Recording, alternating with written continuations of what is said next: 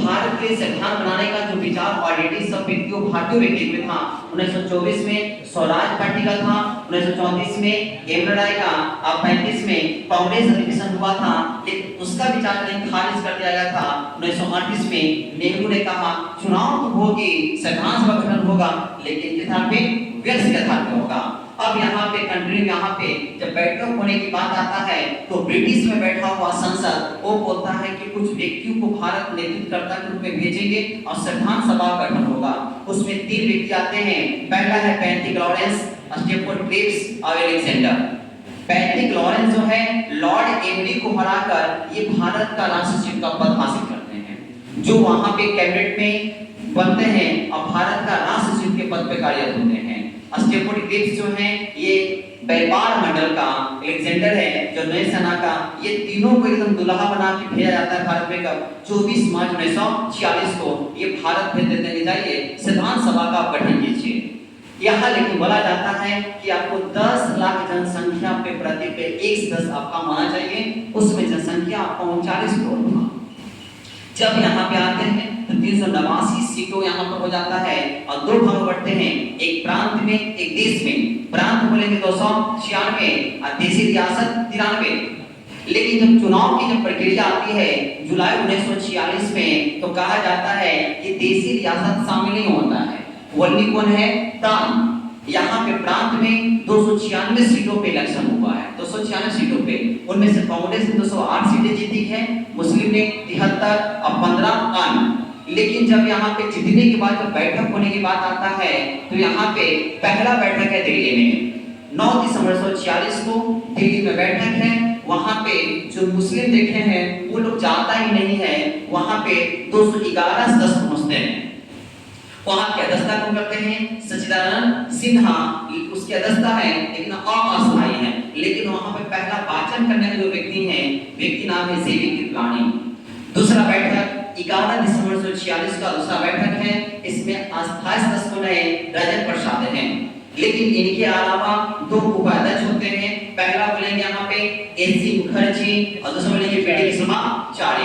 ये 2 व्यक्ति को उपाध्यक्ष का पद दिया जाता है।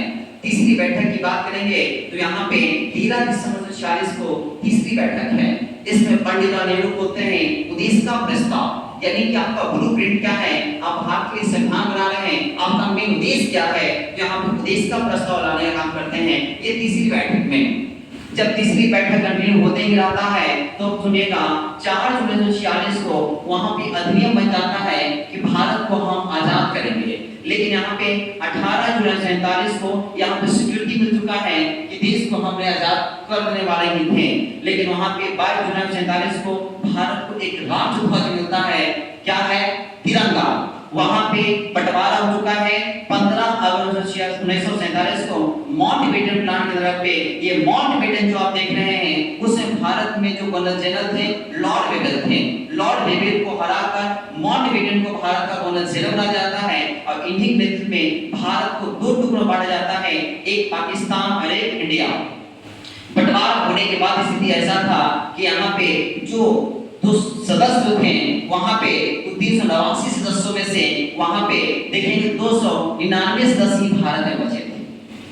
उसके बाद अब कहते हैं 15 सदस्य थे महिला का, तो 15 सदस्यों में से 12 सदस्य भारत में रहे और 3 सदस्य कहां चले गए? महिला सीधा चले कहां पे? पाकिस्तान में। इस तरह से सब कुछ चल ही रहा था।